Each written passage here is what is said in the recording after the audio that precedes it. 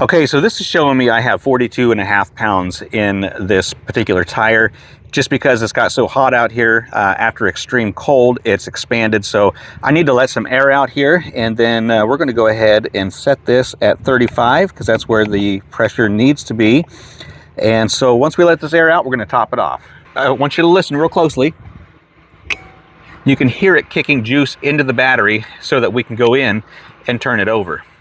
Hey guys, Jeremy here, and today we're going to be taking a look at the Yusman tire inflator and portable jumper. This was sent to me at no charge for this review, and in this review I'm just going to do a quick rundown of everything that you get in the package, going to explain the device itself, and then we're going to take it outside. I'm going to show you how to use it for your tires and also how to hook it up to your battery correctly and incorrectly. So first thing we have here is the entire unit, which is going to be your jumper, and it's also going to be your tire inflator. It's going to be your flashlight. It's going to be a portable power bank. Multiple different uses here for the Yusman unit.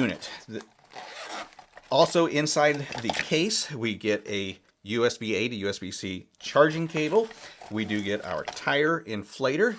We also get a pair of jumper cables. So for the accessories, you do get a needle for your basketballs. You also get a couple of nozzles for your floaties, and then you get a couple of adapters for motorcycle tires and bicycle tires if you need them.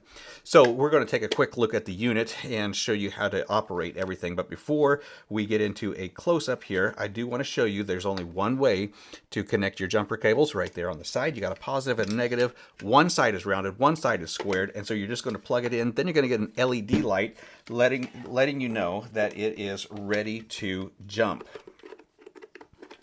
So you plug that in. So once you plug that in, you're going to get a reading here of how many volts are available, and then we are also getting a little flashing light letting us know that it's time to connect this to the battery. So we're going to connect it to the battery the right way and the wrong way. My battery isn't dead right now, so we're not going to be doing any jumping, but we will show you what it looks like correctly and then what it looks like when you hook it up incorrectly. All right, so to power this on and power it off, it's just going to be a quick press of the power button right here in the center. Up here on the top is going to be your battery capacity. Obviously, we are fully charged. Right here is going to be a vehicle, which is going to be the working mode of the jumper or inflator. When we use the big M button right here, we're going to be able to toggle through the different modes of transportation or different tires that we're going to be inflating: a passenger car, a motorcycle, bicycle, or basketball. And if we wanted to change that from the PSI to maybe a kPa or a bar, then we're just going to long press and then do a quick press, right? So remember, it's going to be a long press of the mode button, and then we can do a quick press of the mode button, and that's going to be on any working mode. We can go through the 4 units of measure. We can also increase or decrease how much PSI we want in our tires from at a ½ pound increments at a time, from 3 pounds to 150 PSI.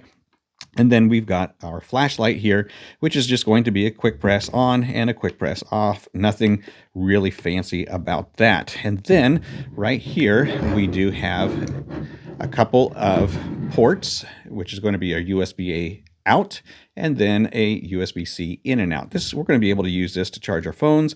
We're going to be able to use the USB-C for a quick charge to the jumper itself, and then we can also use that to charge our tablets, our phones, any other electronic devices that we might have. So that was a quick rundown of the display. It's time to get outside and put this thing to work. Okay, so this is showing me I have 42.5 pounds in this particular tire. Just because it's got so hot out here after extreme cold, it's expanded. So I need to let some air out here, and then we're going to go ahead and set this at 35 because that's where the pressure needs to be. And so once we let this air out, we're going to top it off.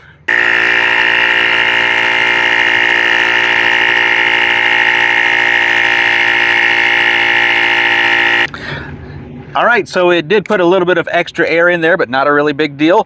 That way, when you pull the inflator hose off of the valve stem, if you lose any air, then you're not going to drop below the 35. And so, all right, so now let's take it over to the battery and show you how to hook it up correctly and incorrectly. Red to red, and then black to black.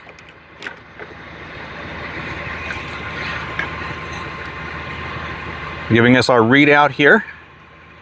And now we are ready to go inside and to turn the vehicle over. Now, when we hook it up incorrectly, we should get some sort of a warning signal to let us know that it's not right. There we go. So you can hear it beeping. There's no voltage being registered. So this is letting us know that we've got our terminals switched. It's not hurting the jumper and it's not hurting the battery. All we need to do is disconnect and then reconnect the correct way, and then we're going to be good to go. Just like that, we can see the voltage, and we're ready to jump inside and start it out. I want you to listen real closely. You can hear it kicking juice into the battery so that we can go in and turn it over. All right, so that's as easy as that. If you're looking for a tire inflator and a jumper, so if you're looking for a dual jumper and tire inflator, this one from Yusman, it's going to get the job done. It's a powerhouse. Make sure you keep one in your car, your kids' cars, your friends' cars. Everybody needs to have one of these.